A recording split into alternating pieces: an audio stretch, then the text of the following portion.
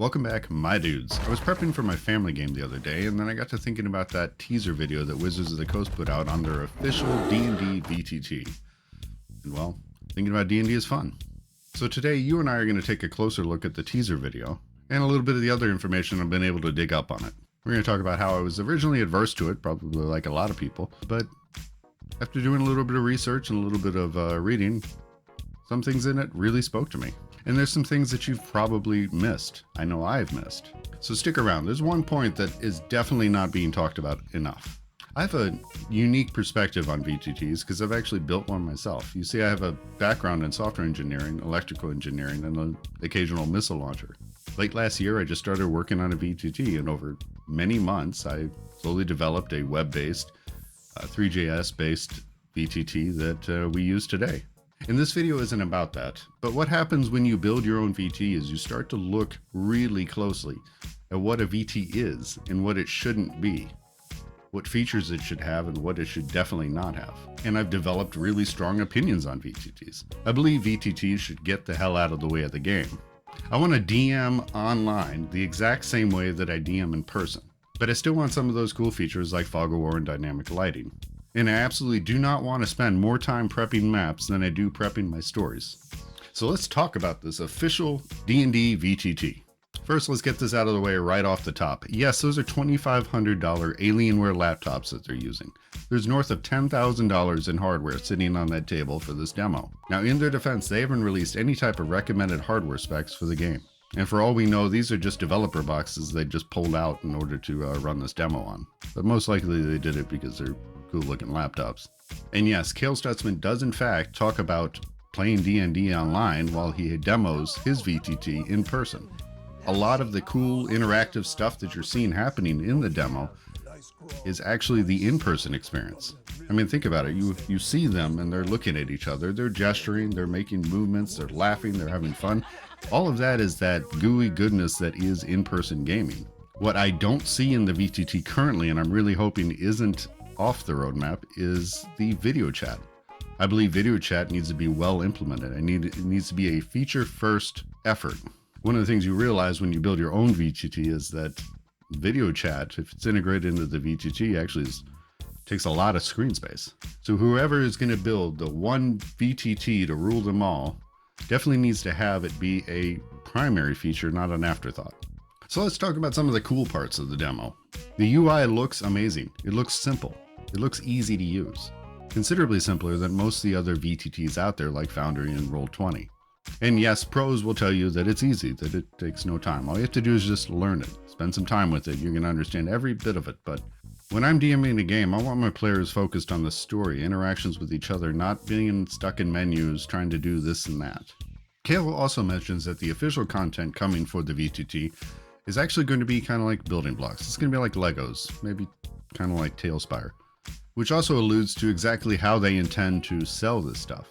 He says that you're going to be able to break it down and then rebuild it into whatever you want to. So it seems like to me one of the easiest way to unlock these initial assets is going to be to purchase official content. But then he goes on to talk about a marketplace where individuals can share their creations. And make no mistake, these creations will take a long time to do. Anything even remotely as detailed as what they're showing in this demo is going to take some time to put together. There is no UI in the world that is going to make that easy or fast to do without incorporating AI. Now, the D&D Beyond forum post goes on to say that this is a long way off, but at least we know that this marketplace is in the works. So for the rest of us that don't have time to build our own scenes, being able to borrow somebody else's and put it into our games without too much trouble, well, that's great. Because like I said, I don't want to spend more time on the map than I do on the story. Integrated monsters and monster stats. I think this is a great feature. I know before an in-person game and sometimes in an online game, I will actually spend the time to print out my monster stat blocks, mostly so I can mark them up, but also so I can have them really easy to get to. My ideal VTT would have these stats at the ready, very easy to get to and very easy to get out of anytime I need to see them. And because it's official content, we don't have to worry about some weird little tools in order to rip it out of D&D Beyond and drop it into whatever VTT we're using. And as far as the tokens, they are stunning. I mean, like really stunning. They're exactly what I want in tokens. It's not the cartoon characters that we're getting out of Hero Forge that, for whatever reason, they just will not let go of. No, these are the historically accurate depictions that we're used to seeing. When we go to a games shop and we buy a token, that's what these look like. Expertly painted. Not my googly-eyed, awful minis that I do. He also mentions at one point about consoles. I love the idea that my players could tune into a game on their Xbox or PlayStation, drop D&D Beyond on their tablet, and just sit back comfortably and play the game as if they were at a PC. He did go on to mention mobile devices like phones, but I honestly don't know how anybody could play D&D seriously from a phone. He talks about rules integration, but he does so in a nuanced way. Being like, oh, once you get to the end of that, you can't move anymore, because that's not really D&D to us. It's like, if your DM's okay with it, and you want to do a flip and land on the table, then that's just how the game gets played. He says the rules are there, but they're there for reference. It's not enforcing anything, and it shouldn't. A VTT can't predict anything that's going to go on inside of a D&D game, and we all know that rule of cool is a real factor at our tables. So what I don't want to see is a VTT that doesn't allow me to do the thing I need to do. You see, software can never keep up with human imagination. It just can't, so it shouldn't try. And here's some things that you might have missed, including one that is very important. For starters, have you noticed that there's indicators for mouse position, which can be very handy when you're trying to point at something in the game. And here's another one. If you blink, you miss it. You can see these two kobolds over here. They're striped. This either indicates that the kobolds are stealthing, like hidden or sneaking, or that the DM hasn't shown them. I believe it's going to probably be that the DM hasn't shown the kobolds to the players. Also kind of interesting is that during encounter mode, you can see how the DM can shift from one token to the next using these buttons at the bottom. Again, everything seems to be very simple. It's very easily laid out. And did you guys notice the job board that's in the tavern? It's kind of interesting. It's very, very detailed, unusually detailed. My hope is that they're actually intending to make this kind of interactive. I would love as a DM if I could leave notes on the job board and let the players browse all of the jobs, by themselves. And grid appears to be optional. In the lobby scene, or what we believe to be the lobby, you could see a grid. However, in the tavern scene, you can't. So my guess is that you can turn it on or off. And if you've ever had to align a grid in any VTT, it's always horrible. Me personally, I prefer to just scale everything up to the map and just not worry about a grid at all. Especially if a VTT has really good measurement tools and movement tracking tools. Also, the on-keg that you see here has a label of painted. This got me excited at first because I thought it was going to have this really cool Hero Forge-esque painting mode where I can paint minis. I would have loved to have bought, unpainted minis and just be able to paint them any way I wanted to. That could be very useful. However, when I looked in the D&D Beyond post, they made it clear that this was just developer lingo. This was just the minis that they had, and that was not intentional or meant anything at all. So don't expect that one. Now, this last one is, in my opinion, the most important one. It is the one that changed my opinion on the entire project. You see, when I set out to build my own VTT, I had one specific goal in mind. I wanted a 3D space, and I wanted 3D tokens, and I wanted a 2D map. The idea being that I just wanted to be able to put a map in a 3D space, and then we could use tokens on it exactly like we do in in-person games. And it appears in this note in D&D Beyond forum that they're going to allow that to happen, which means a couple of things. One, it means that the VTT will inherently be pretty open, unless they're only talking about their official maps, but I seriously doubt they would do that.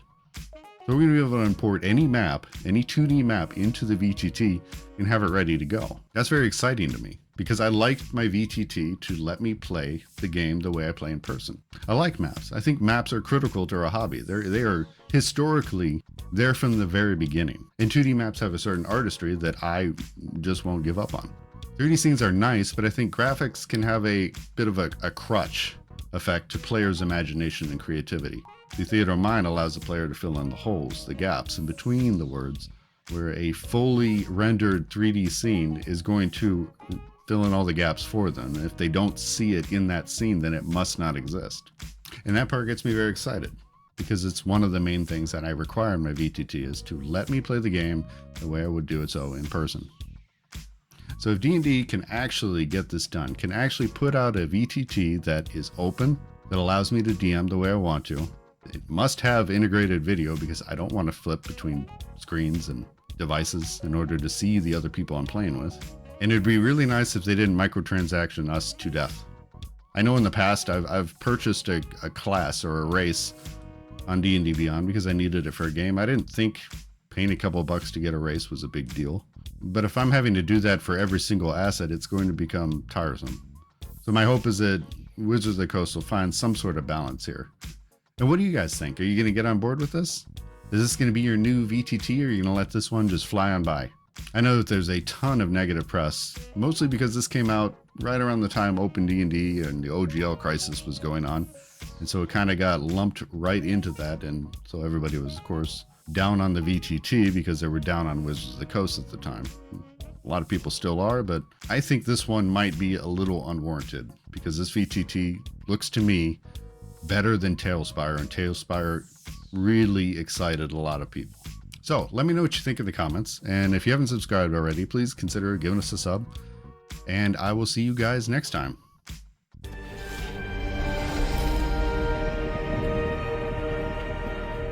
This I give you now, trusting that you will protect it with your very life.